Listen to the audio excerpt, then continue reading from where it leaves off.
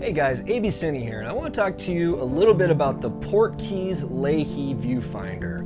Why I think it's a necessary part of any cine body kit, and why I think that for the price and what you get out of it, it's something you have to have.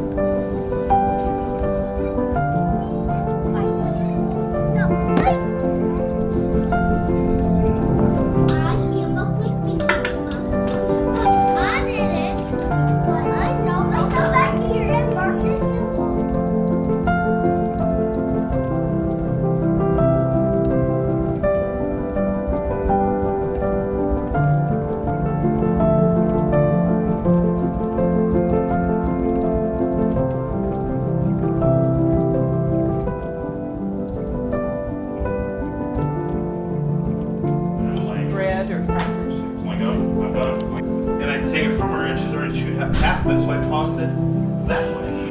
Really? So I there's some cake and extra boys that needs to eat. Oh my God. So they were all said, no, that's it. Part of this?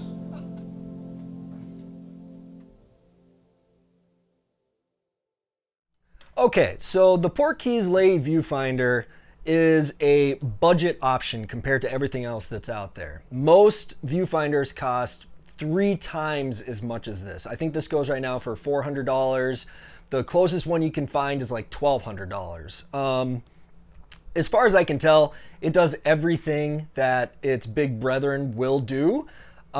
It has focus peaking, it has wavelengths, it has histograms, it has false colors, it has all the things that you're looking for in a viewfinder anyway.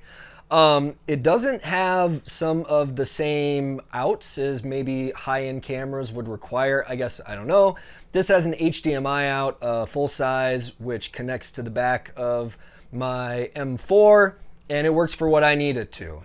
Okay, so let's talk a little bit about some of the good and the bad of this viewfinder. So good thing is it is on par with the GH5 in terms of optical quality. It looks like it's about as sharp and the resolution is about as good as what you see in a GH5 body looking through the viewfinder, which is great. Like GH5 has a great viewfinder. I don't need more than that. It is hands down better than the A7 III, which is a junk viewfinder. Something I find myself doing accidentally is forgetting the viewfinder is on, and so the easiest way to take care of that is it does have a power on and off switch, but I just unplug it because it will get warm.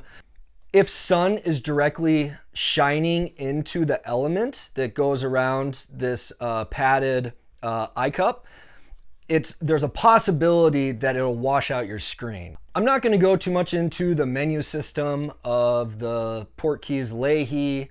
I don't really use it for that. I use it as a direct output of the image that's going into my camera. So the way I like to shoot with my zcam is there's a setting to apply a LUT in camera that doesn't apply to your footage, but that way you can see what you're shooting through whatever monitor or viewfinder you're using. And so I'll just use a Rec 709 LUT onto my log footage, and I still use waveforms and histograms and everything else, false colors, through my secondary monitor, which is going to be my phone. So I'm getting a double layout read of everything. But one of my favorite things about mirrorless camera systems, the hybrid that I use them for, video specific, is if it looks good, it is good. And that has now translated into this as well. I don't have to worry as much about, am I overexposing by 2 stops to make sure my log footage is going to look good. While I still have false colors to reference, I can just look into this monitor, and I've worked with it enough that I know there's a sweet spot, and I feel completely confident that I'm going to be nailing exposure. The cord that this hooks up to is the Condor Blue HDMI. I looked around for braided cords that could kind of do what I needed it to, and Condor Blue saved me again. It was like 20 bucks for a 4K HDMI cord. It looks great, connects onto the camera, stretches enough for me to use the viewfinder both on top when I'm going handheld and on the side for the shoulder mount. Okay, so this is the actual shoulder rig setup I used on a commercial shoot. I got contracted to do some slow motion archery shots, and I knew I needed something with extended reach, and I wanted to be able to function so that I wouldn't have to constantly be making adjustments. So this is what I ended up going with. And what this system here allows me to do is I can put my eye right up to the viewfinder. Right here I have my Nano Nucleus N for perfect focusing, adapted to the Tamron 70 to 200, which effectively gives you a 400 millimeter reach for a lens. So I was able to get some pretty cool slow motion shots. The venue was a little bit darker than I would have liked, but what I was able to pull out of it was functional for the purpose of my client. Something I do want to mention is how the phone used as a monitor through the zcam app is still your best option for budget monitor setup in order to do all the work that you need to do. So this is actually just a Zhiyun phone mount that I got from one of my Zhiyun crane gimbals. And what this allows you to do is, as you're shooting, you have all of your stability still located onto this side of the camera. So what the app allows you to do is it allows you to start and stop record, change all of the settings on the fly, ISO, shutter, aperture, all that good stuff, as well as provide a secondary display. Most of the time when I shoot anyway, I kind of keep one eye open when I'm not looking through a viewfinder just to adapt to whatever next I need to shoot. As a primarily an event videographer, I have to constantly be moving with my subjects and getting space so that it doesn't look cramped when you don't have enough nose room, headroom, etc. So what this did was it allowed me to shoot continuously. I shot straight for 3 hours. I had to do one battery swap, and my phone lasted exactly that long. So if you're to do a longer shoot, you'll definitely need to find a power source to continue to power your phone if you're using it as a monitor. Let's talk a little bit about the media options that you can go with zcam here.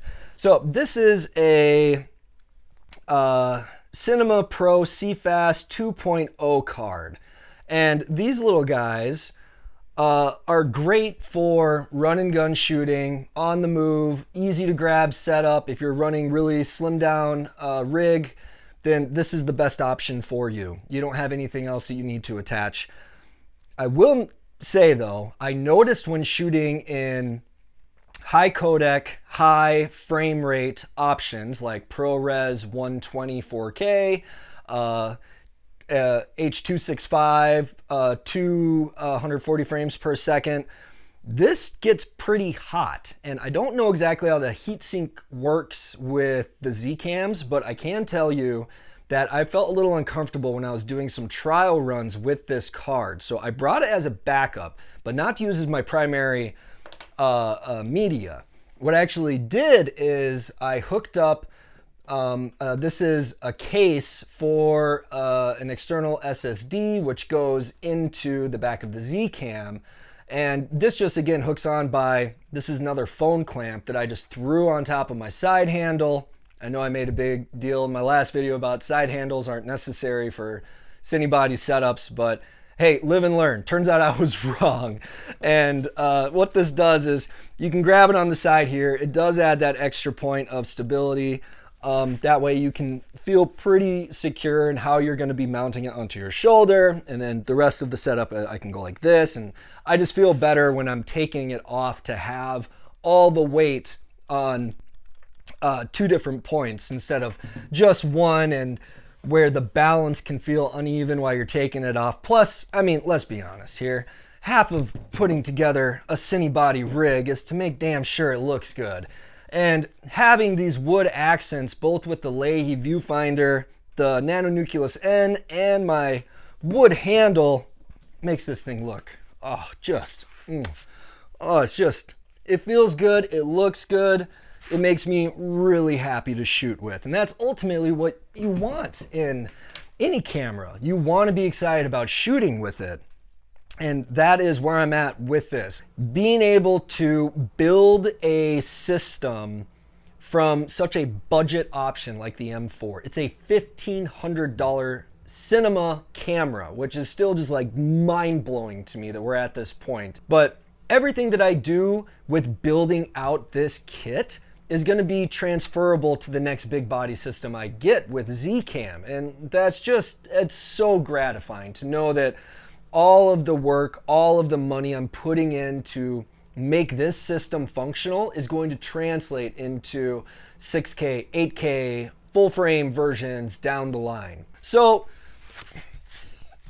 any questions or anything else you might have about this shoulder rig system, any specific parts of it, just message me in the comments below. Since I don't have affiliate links, I'm just not going to take the time of listing all of my equipment on here. But if you got questions specific to it, I will absolutely help you out. I appreciate all the questions from my last vid, even a couple DMs. So this has been a real quick first look at the Leye viewfinder. Do I think you should get it? Yes, absolutely. I feel more confident as a filmmaker not having to worry about glares on my monitor when I'm outside, being able to move, creating more of a run and gun setup with a cine body in order to have the viewfinder. So that's going to do it for me for today, and I'll see you guys next time.